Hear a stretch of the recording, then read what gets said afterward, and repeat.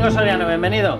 ¿Qué tal, Cuesta? Bienvenido tú y bienvenido el patrocinio, bendito sea. Es maravilloso esto de CaixaBank. Vamos a contar qué es lo que está pasando en todo el panorama económico en tu sección, las consecuencias económicas del sanchismo, contigo, con Domingo Soriano. Bueno, vamos a empezar, si te parece, por Ryanair, porque hay una cuestión de la que no se ha hablado y que es muy importante. Que mala es Ryanair, que si te pierde la maleta, que si te engaña con... Vale, vamos a dejarnos de historias, para eso hay unos cauces de reclamación. Bien, ellos se marchan argumentando que no pueden cubrir costes, que con la elevación de las tasas aeroportuarias se les ha ido de madre en estos momentos el margen que tenían de beneficio. Pero va y resulta que se publica y descubrimos, lo publica Voz Populi, que resulta que el gobierno debe 1.000 millones de euros a las aerolíneas. Vamos a explicarlo, Domingo. Sí, algo que tampoco ayuda a que las aerolíneas, especialmente las suele ser un problema. No digo que no ayuda a que las aerolíneas, especialmente las aerolíneas internacionales, quieran operar en España, en un país como España en el que el turismo es absolutamente clave. Hay dos enseñanzas fantásticas de lo de Ryanair. Lo primero es, esto que decías que es importante, esta idea que he tratado de lanzar, no solo el gobierno, muchos medios en España, pero si son solo 0,68 por pasajero, ¿cómo puede ser? ¿Por qué Ryanair deja de operar estos vuelos? Es como, oiga, estas aerolíneas, si se distinguen en algo, es que van al céntimo, tienen márgenes muy estrechos y, de hecho, ese es el secreto de su éxito. No tanto los márgenes estrechos, los demás no nos enteramos de que son así, eso va en sus cuentas, sino los precios que pueden ofrecer. ¿Y qué nos pensamos? ¿Que pueden ofrecer esos precios por casualidad? ¿Esas condiciones tan extraordinarias que hacen que mucha gente compre los billetes? No lo pueden ofrecer porque van con muy al límite. Entonces, tú le subes un poquito, alguien dirá, 0,68 por pasajero no parece mucho. Depende de cómo sean tus márgenes. En un momento dado puede suponer la diferencia entre beneficio o pérdida, o entre beneficio o un beneficio inferior que haga que los riesgos que todas las operativas, todas las empresas tienen en su día a día, pues no te compensen. A lo mejor no te cubre el coste de la inversión. Pero fíjate, es que además, Domingo, hay una parte de la explicación del dogma socialista que me hace mucha gracia. Dice, el empresario es malvadísimo, es un especulador, siempre va al beneficio. A ver, pues si se va por el beneficio, si hay beneficio, si es mentira, lo que está diciendo Ryanair se quedaría. Sí. Porque se quedaría porque hay beneficio. No le puedes acusar de ir solo a por el beneficio y cuando te dice, oiga, me marcho porque no hay beneficio. Hombre, pues será porque no hay beneficio, porque si no se quedaría. Exactamente. Esos 0,68 por pasajero, sobre todo a nuestros políticos les cuesta mucho. Yo creo que no han visto un balance, una cuenta de resultados en su vida. Les cuesta mucho entenderlo. Y luego está la segunda parte. A esas aerolíneas que ya operan en España, y no solo a Ryanair, muchas de estas aerolíneas que van, pues eso, ajustando precios, tratando de ofrecer el mejor servicio y haciendo que mucha gente vuele a España, desde España y dentro de España, y haciendo que eso genere muchísima actividad económica, a esas aerolíneas, además, de repente les debes 1.000 millones de euros. Porque como no tienes presupuestos, las ayudas a los vuelos desde la península hacia las islas, no las estás pagando. Estás pagando la cantidad que había consignada en los últimos presupuestos, que es muy inferior a la cantidad que deberías estar pagando en este ejercicio, con lo cual las aerolíneas tienen un problema para muchas de ellas que van muy apuradas. El negocio de las aerolíneas es un negocio mucho más complejo del que parece, ¿vale? Están siempre un poco aperreadas en las claves de finanzas. Sí, es verdad, porque son empresas como muy llamativas, que todos conocemos, y que luego hay una pelea por ese céntimo muy importante. No es fácil cuadrar las cuentas de resultados de estas empresas. Mira, voy a utilizar tu mismo término, aperreado. Lo digo porque el argumentario del gobierno sí que estaba aperreado, porque no nos ha contado esto. Qué curioso, ¿eh? Oye, no, se me ha olvidado que debo 1.000 millones de euros. Se me ha olvidado. Y tú fíjate, son dos cosas esto de los 1.000 millones de euros. Uno, lo que le debes a las aerolíneas, el problema que eso puede estar suponiendo para el día a día, o tienen que estar pidiendo financiación extra, que en muchas ocasiones, que son empresas que no van muy sobradas, pues a lo mejor los bancos les aprietan en las condiciones de esa financiación, es decir, estás poniendo en riesgo la operativa de la empresa, pero luego también está la parte presupuestaria pública. Estos 1.000 millones va a haber que pagarlo. O sea, no es que el gobierno haya dicho no te los voy a pagar, lo que está diciendo es, como no tengo presupuestos, no actualizo la cifra y no te los pago. Claro, el día que se aprueben presupuestos, tanto si es este gobierno como si es otro, tienes que sacar toda la maleta. Tienes que los 1.000 millones, y intuimos que esto no ocurre solo en el sector de las aerolíneas, que puede haber ayudas similares o partidas similares que están presupuestadas para el año 2022-2023 y que ahora no se están actualizando. ¿Sabes lo que me temo? que en una de estas negociaciones, porque debe ser durísimo, 1.000 millones hasta ahora, más los que vengan, más lo del resto de sectores, te encuentras de pronto con 10.000, 15.000 millones. Y dices, ¿ahora qué hago? ¿De dónde los saco? Lo que me estoy temiendo es que ahí entre la famosa negociación en vamos a hacer un acuerdo aquí entre vosotros y nosotros, ¿vale? Yo te perpetúo, tú tranquilo, ¿vale? Yo te voy a rebajar determinadas exigencias, aquí no va a entrar en términos de competencia nadie, tú te lo vas a quedar, ya me encargo yo y aquí hacemos entre todos un mejunje, que es la peor solución siempre de todas, la peor. Sí, ese tipo de soluciones son tan habituales en España que les pegaría si en un momento determinado decirle al gobierno, oye, vamos a hacer una cosa para que tú no me aprietes mucho a mí y sin embargo tú salgas beneficiado. Ninguna sorpresa. No sería ninguna sorpresa. Vamos con la jornada laboral, que creo que estamos los dos, tú y yo estamos de luto, lo digo con toda la ironía. Junts confirma trabajo, su rechazo a la rebaja de la jornada laboral y mantiene la enmienda a la totalidad. Vamos, que nos van a dejar trabajar si queremos trabajar un poquito más, que estaban empeñados en que trabajáramos menos. Sí, a ver, en términos prácticos lo hemos dicho mucho, en términos prácticos del día a día hay muchísimos sectores en España que ya tienen jornadas laborales pactadas en convenio inferiores a las que está planteando el gobierno. Y sobre todo, Domingo, flexibles. Es que eso es lo que iba a decir. Esto lo digo también porque no solo hoy había varias noticias sobre jornada laboral, también había unas declaraciones desde los sindicatos, decían algo así como que los partidos se van a retratar con la jornada laboral y que lo que voten ahora les va a perseguir siempre y que la tendencia es a rebajar la jornada laboral y que están como luchando contra el futuro y el progreso. Y esta retórica hay que denunciarla mucho porque es mentira. Es decir, que en un porcentaje bastante elevado de los sectores ya se está practicando esa jornada laboral reducida y que no se ha llegado a esa jornada laboral reducida vía ley, vía imposición, vía decreto, sino que se ha producido pues como muchas de las cosas que ahora vemos como normales y que hace 40 o 50 años no lo eran. Oiga, cualquiera que ponga una serie de televisión, una película, vamos, un Cuéntame, los sábados por la mañana en España se trabajaba, hasta hace no tanto. Y ahora hay muchos sectores, sobre todo profesionales, profesiones liberales, que el viernes por la tarde no trabajan. Eso te iba a decir, fíjate, claro. Pero ya es un día entero, ya es una jornada entera. Si antes trabajaba el sábado por la mañana y ahora ni siquiera el mayor... Yo siempre lo digo, el momento de mayor atasco en Madrid, en la M30, es el viernes a las 3 de la tarde, porque está saliendo todo el mundo. Totalmente. Entonces, eso...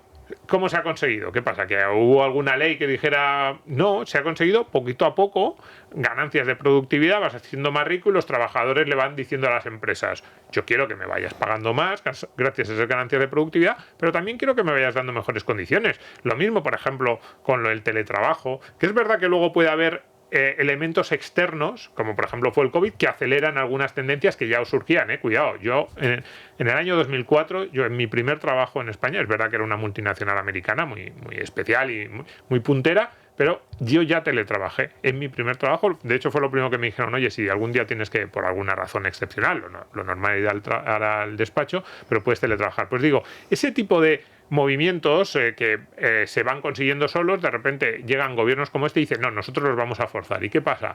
Que alguien dirá, bueno, ¿qué más da si se estaba consiguiendo solo? Reducciones de la jornada laboral, otro tipo de mejoras en el trabajo, pues ya digo, teletrabajo, otro tipo de ventajas, digo ya. Pero es que en el momento en que tú lo fuerzas, lo que estás haciendo es destrozando la productividad, porque si el orden de los factores aquí importa mucho. Tú mejoras de productividad, mejoras en las condiciones de trabajo. Si tú dices, voy a forzar la mejora en las condiciones de trabajo sin tener en cuenta la productividad, estás destrozando la economía o el sector. A lo mejor no toda la economía, pero a lo mejor ese pequeño comercio que hasta ahora abría 8 horas al día y de repente tiene que abrir 7 horas y media. Así, lo peor de esta medida era el cómo nació, el cómo se tramitó, el cómo se negoció con quien se negoció, porque con el resto no se negoció. Pero sobre todo esto nació por una petición de los sindicatos, que estaban pensando en la gente que más trabaja. No es verdad.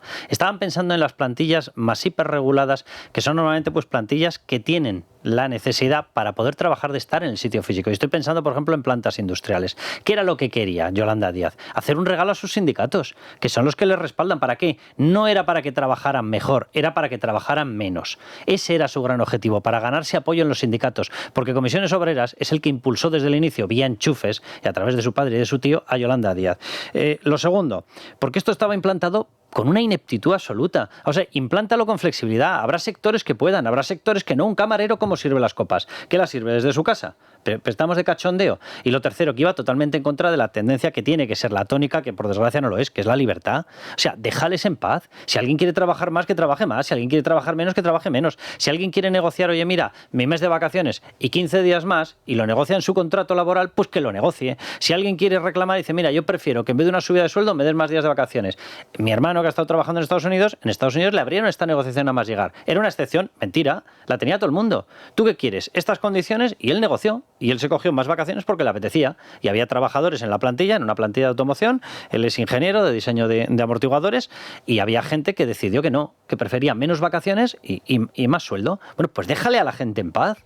Claro, pero es que todo eso, que es completamente cierto, además, en un país que lleva 20 años con la productividad completamente estancada. Totalmente. Es decir, si tú tienes un país que te está creciendo en productividad, que digamos que esa mejoría en las condiciones de trabajo de las que yo he hablado, y que es una evidencia en los últimos 100, 200 años en Europa, y que se han ido consiguiendo gracias a mejoras de la productividad y que cada vez somos más ricos. Digo, si tienes un país en el que eso está ocurriendo cada día, en el que cada vez eres más rico, las empresas son muy competitivas, y llegas en un momento y dices, voy a hacer esto por decreto, te van a decir muchas empresas lo que tú has dicho, oye, hay sectores, hay empresas, hay situaciones que no pueden hacer esto, pero el daño que vas a hacer a la economía es contenido porque el país te está creciendo mucho, está generando muchísima productividad.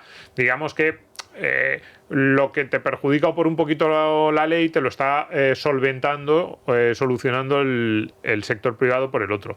Pero en un país con la productividad estancada como tiene España, con tantos sectores en el que esos cambios en la jornada laboral producen distorsiones, pues hemos dicho los sectores que van a turnos, el comercio, esos sitios en los que tu puesto de trabajo implica una obligatoriedad en la presencia, ¿no? Porque hay, es verdad, siempre que se hablan de estas medidas, los ejemplos que se ponen son el trabajo oficina, y dicen, puedes ser más productivo 7 horas y media trabajando muy bien que 8 horas y media y a lo mejor te estás tomando momentos de descanso o no estás concentrado del todo. Pero eso te vale para ese sector. Te vale para vete a una cadena de montaje. ¿Qué haces? ¿Te llevas la cadena de montaje, el coche y las ruedas a casa? Por eso yo siempre pongo el ejemplo de las cadenas de montaje, los que van a turnos carísimos, pero y los dependientes. En una tienda, totalmente. Si en vez de 8 horas estás 7 horas y media, hay media hora que no vendes, y eso es media hora que la caja se resiente. Y que la caja de la tienda de al lado, que sí que tiene una persona, se lleva todo el público, y tu tienda se va literalmente al garete. Es que estamos en las mismas. O la siempre. tienda de al lado que pone una máquina expendedora. Cambias trabajo por inversión en capital. Pero qué casualidad que estas medidas siempre se les ocurren a los que nunca jamás han trabajado en ninguno de todos los sectores.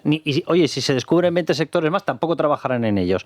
Venga, vamos con las eléctricas. No que sea ninguna novedad, algunos se lo llevamos contando desde hace muchísimo tiempo. Bueno, las eléctricas destapan la saturación de la red y el riesgo de que huyan proyectos estratégicos. Tenemos la red con una carestía de financiación, de inversión, igual que tantísimas otras cosas, y tenemos encima un mix energético que se han empeñado en hacerlo muy verde, muy verde, muy verde, muy ecológico, muy ecológico, muy ecológico, y por lo tanto es muy inestable, muy inestable, muy inestable. Pues nada, tenemos lo que pedíamos. Sí,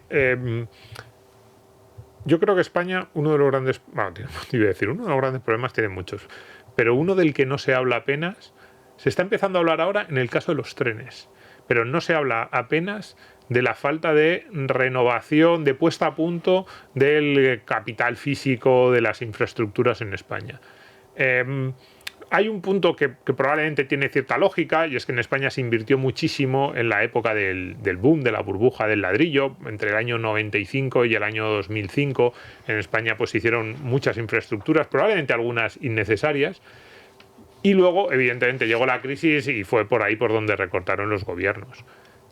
Pero ya nos estamos pasando, ¿eh? Ya llevamos 15, 17 años y los últimos 7, 8 años, vamos. Ya, pero sobre todo, fíjate, ponías tú la comparativa del tren, que está perfectamente traída. Nos están diciendo, cuidado con la huella de carbono, todo el día con la huella de carbono. O sea, ahora parece que pisas y dejas carbono. Cuidado con la huella de carbono, dejad el coche, no uséis motores de combustión, todo eléctrico, toda la casa con cuestión eléctrica, todo con generación eléctrica. Por favor, abandonad cualquier, yo qué sé, determinados sistemas de calefacción por propano, por lo que sea. No. Todo eléctrico. Bueno, si es todo eléctrico, evidentemente la red va a soportar una sobrecarga de muchísimo cuidado, de tráfico, de necesidad, evidentemente. ¿Has reforzado la red? No. Lo mismo que en los trenes, Abro la vía de la alta velocidad y la privatizo. Maravilloso, perfecto. Podemos tener mucho más tráfico, podemos tener más trenes, podemos tener más vagones, podemos dar satisfacción a más público. ¿Pero has reforzado la vía? Ah, no, la vía no. Pero si te van a pasar más trenes, ¿por qué no refuerzas la vía?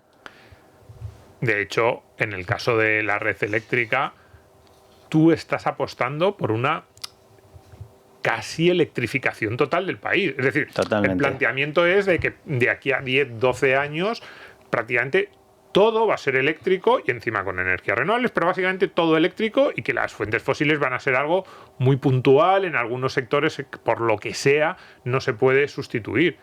Y la sensación que da en los últimos 10 años se está invirtiendo en esa renovación, en esa puesta a punto de la red. Hay otra cosa. De hecho, no solo no estás invirtiendo, sino que en alguno de las en el caso de la nuclear, ¿no? En algunas de las materias primas, eso no es exactamente red, pero sí que es la materia prima, estás desinvirtiendo o estás amenazando. Has dicho claramente que no vas a renovar, con lo cual va a haber menos capacidad. Entonces, sí, a ver, España, es verdad, los expertos te dicen, no, si nosotros no es un problema de capacidad, pero da la sensación de que está al límite. Y hoy quizás es una de las primeras veces en las que las empresas dicen, oiga, cuidado, pues a ver si el apagón sirve por lo menos para esto, para que lo asumamos. Y luego hay una cuestión, que yo creo que sí que se lo he escuchado decir a alguno, por lo menos a Yosuyo Nimad, a uno de los responsables de Repsol, Petronor, etcétera, que evidentemente lo que tú estabas diciendo, o sea, los coches eléctricos se tienen que cargar. Si se tienen que cargar, necesitas dos cosas: red eléctrica que soporte esa carga, terminales finales, o tres cosas, mejor dicho, terminales finales donde cargarlos, y necesitas un sistema que genere más electricidad. Tú estabas comentando el tema de las nucleares. Si quitas generación, si no inviertes en terminales, sí que se está invirtiendo algo, pero no inviertes más en la red, de las tres piezas te faltan dos. ¿Cómo esperas que se carguen esos coches eléctricos? Cuidado, y esos coches eléctricos, especialmente, no solo los coches eléctricos, la industria, en las situaciones de tensión. Porque aquí muchas veces, uno de los problemas que pueden vacaciones, tener... Vacaciones o momentos de alta demanda. Es decir, la red eléctrica, incluso las que puedan tener problemas, no te dan esos problemas continuamente. No es que tú digas, todos los días voy a tener apagones. Son momentos puntuales. Lo que pasó este año con el apagón fue una especie de recordatorio de, cuidado, estamos al límite para esos momentos puntuales. Y esto yo creo que un poco nos llama a eso. Lo que nos dice es, ¿está preparada España para ese futuro de electrificación en el que en determinados momentos, bien porque hace más frío, bien porque hay una coincidencia en la demanda, bien porque alguno de los elementos de la oferta, pues estoy pensando, si seguimos confiando algo en las nucleares, están un par de centrales cerradas por cuestiones técnicas, bien porque haya un problema puntual en la red, una avería en un momento determinado? Tú tienes que el sistema eléctrico español, una de las cosas que siempre ha tenido es que era muy robusto, y era robusto en parte porque era redundante, tenía como, digamos, había como muchas alternativas y empezaban a fallar cosas. Esto esto es de red, luego parte lo de las centrales, es verdad que es de generación, cada problema va de su lado, pero la sensación que da cuando uno lee estas cosas, cuando uno escucha a los expertos, es que nos estamos cargando parte de esa redundancia, y lo que antes teníamos como un exceso bueno, porque lo que nos permitía era ser muy robustos, muy resistentes, ahora estamos yendo cada vez más al límite. Cuando vas muy al límite te pasan cosas como la del apagón. Aparte que lo que denominan ellos exceso de generación, que lo miden en términos de capacidad de generación total, no tiene nada que ver. Lo que pasó con el apagón fue un problema de estabilidad, de inercia de la energía. Si tú metes fuentes de energía que son más inestables, da lo mismo que potencialmente puedas producir mucho más, porque vas a multiplicar la generación de esas fuentes inestables y su inestabilidad. O sea, lo que necesitas son fuentes estables que te compensen la inestabilidad de otras fuentes. Y las más inestables son la fotovoltaica y la eólica. Son las más inestables porque puedes tener un apagón de repente, puedes tener una caída de la emisión de cualquiera de esas fuentes, no prevista, no previsible, y no tienes alternativa. y una red que te lo soporte, un sistema que cada vez es más complejo, que va por ahí, totalmente. Yo creo también en parte la advertencia de hoy de las empresas. Bueno, vamos a hablar de Cataluña, que lo teníamos aquí preparado. Cataluña lleva más de 10 años incumpliendo la ley de estabilidad con sus niveles de deuda y encima se dedica a pedir y a pedir más y más y que se castiga a los que lo hacen bien. Pero déjame que ya que estábamos hablando del tema eléctrico, unamos otro de los temas que teníamos destacado. Un grupo de 150 empresas piden a von der Leyen que no retrase, es decir, que aplique a rajatabla la prohibición de los coches de combustión. Pues con lo que estamos contando vamos finos, como les hagan caso. Sí, nosotros, no sé, el resto de los países de Europa. Sí, a ver, a mí esta noticia, el grupo de 150 empresas, cuidado, que hay también fabricantes de coches, hay un poco de todo. Sí, está Volvo. ¿Por qué? Y alguien dirá, pero entonces es bueno, es malo, tenemos... Pues claro, oímos, ¿no? Las empresas no quieren esa normativa europea que anticipa la prohibición de la venta de coches de combustión. Ahora vemos que hay otras empresas que sí. Y alguien dirá, ¿es bueno o es malo? Y yo digo, si lo que es malo es que haya esta noticia. Totalmente. Es decir, que haya lobbies contrarios en Bruselas luchando entre sí, gastándose un dineral para obtener una legislación que los beneficia, es lo que está detrás de muchas de luego las cosas que decimos, ¿por qué Europa no es competitiva? ¿Por qué no vienen aquí las inversiones? Te digo más, ¿qué significa que no se retrase la prohibición de los coches? Vale, que se aplique a rajatabla la prohibición de determinado modelo de coche. Bien, vamos a ver, lo digo porque está Volvo, por ejemplo, los señores de Volvo. Si ustedes saben que su coche es competitivo, si ustedes saben que es lo mejor para el ciudadano, si ustedes saben que es más rentable, si ustedes saben que todo el mundo va a vivir mejor y va a ahorrar dinero, ¿por qué no le convencen a los consumidores? Es que lo que ustedes están pidiendo es expulsar a la competencia. Oiga, si ustedes tienen argumentos para convencer, convenzan. Sí. Pero no expulsen a la competencia. También te digo que fíjate que hay un punto en el que yo comprendo a estas empresas. ¿En qué sentido les comprendo? Que hay un punto de acabar con la inseguridad legislativa. Pero todo viene del mismo mal. Bueno, pues entonces, pero Domingo, que pidan eliminar la prohibición. Sí, claro. Eliminarlo. Pero es verdad, todo viene del mismo mal y es el inicio de estas prohibiciones que son completamente absurdas. Pero tú imagínate que ahora la Unión Europea dijera, venga, ahora lo retraso del 2035 al 45. Y entonces muchas de estas empresas que están haciendo inversiones para pasar del coche de combustión al eléctrico o que están pensándose, de repente entonces dicen, pero ¿y entonces qué hago? ¿Mantengo? ¿No mantengo la planta? ¿Qué va a pasar en 2045? O sea, todo viene de lo mismo. Creo que está mal la petición de yo cuando lo he visto he dicho, pero bueno, o sea, que encima estáis alimentando al enemigo, por así decirlo, le estáis tratando de decir lo que está bien, lo que hizo hace unos años que fue una locura, está bien, pero hay un punto también hay un punto de lobby, estoy convencido, además estaba mirando un poco las empresas que estaban ahí, la mayoría de ellos es que les conviene, porque a su negocio les resulta rentable. Claro, sí. Hay un punto de lobby, pero hay otro punto de danos seguridad jurídica. Y todo es una locura. Es decir, todo lo que te llama es a decir, Europa, te estás equivocando, no puedes ir así. No puedes avanzar a golpe de lobby y no puedes avanzar a golpe de inseguridad jurídica o a golpe de capricho. Ni a golpe de subvención. Ni a golpe de subvención. Esto... Es verdad que el pecado original es hace unos años, pero es de esas noticias que nos deberían hacer reflexionar. Que las empresas no estén pensando en hacer mejores productos, como tú dices. Innovar, en desarrollo tecnológico, no, están pensando en los poderes públicos. Yo soy la mejor con mi coche de combustión y a luchar. Lo que están pensando es a ver quién puede meter la ley con su lobby. Venga, pues vamos con este último tema. Cataluña lleva más de 10 años incumpliendo la ley de estabilidad con sus niveles de deuda. Ejercicio de agudeza visual. ¿A quién ha decidido premiar Pedro Sánchez? ¿Al que cumple o al que incumple? Pues al que incumple si lo sienta en el sillón de la Moncloa, obvio. Yo creía que ibas a decir ejercicio de... agudeza visual, ¿a quién le sorprende esto? O ser sorpresa o... También, te lo acepto, te acepto pulpo. Porque es como... A ver, la noticia es una no noticia, pero es un escándalo. Pero, fíjate, yo te iba a decir que a mí esta noticia, ¿sabes a quién me ha recordado? Y fíjate, bueno, para bien, ahora matizaremos. Al señor Montoro. ¿El señor Montoro es para bien? Sí. ¿Eso es posible? Lo mejor que hizo el señor Montoro... Fue irse. Puede. Pero fíjate, en lo mejor estaba lo peor. Yo recuerdo, esto debió ser como el año 2011-2012, un día que nos convocaron a todos los periodistas a un briefing de estos que hacen a puerta cerrada en el Ministerio de Hacienda, para explicarnos las leyes de estabilidad presupuestaria y las leyes que iban a establecer unos límites de cumplimiento, tanto para el déficit, para la deuda, para las comunidades autónomas. Recuerdo la ley, recuerdo cómo nos explicaron lo estrictos que iban a ser. Era primer incumplimiento, entras en un procedimiento de aviso y de reforma, segundo incumplimiento, a los no sé cuántos meses, exigencia de que la autonomía tomase medida, y había una disposición que incluso preveía la intervención de la comunidad autónoma. Y yo recuerdo que dije, esto está muy bien, ¿no? Por eso decía que yo dije, esta ley, esta norma de vamos a meter en cintura a las comunidades autónomas, no solo a las comunidades autónomas, también a los ayuntamientos, pero con los ayuntamientos lo hicieron alguna vez, que no cumplan, estaba muy bien.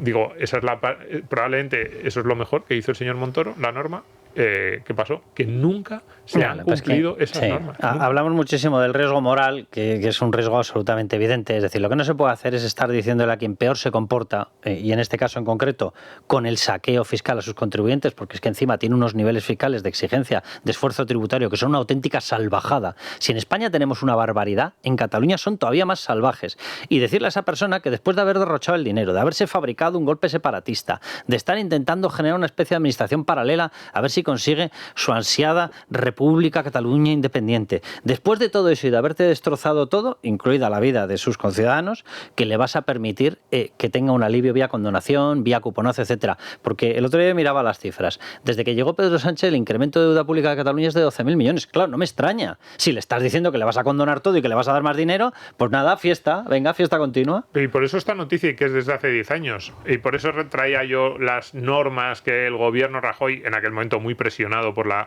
Comisión Europea, estableció para meter en cintura a las administraciones y que todas cumplieran. Para mí, digamos, el gran escándalo de este tipo de noticias, hasta sobre la deuda, tendremos otra sobre el déficit, sobre impagos, es que tenemos herramientas, el gobierno tendría herramientas, no solo para no premiar, que es un escándalo, como tú dices, qué incentivos estamos mandando al que incumple, si le premia, para disciplinar. Sino para disciplinar. Totalmente, tenemos herramientas y no las utilizamos. Oye, muchísimas gracias, Domingo, y muchísimas gracias a CaixaBank por el patrocinio de esta sección, totalmente merecido, por cierto. Oye, porque me está encantando.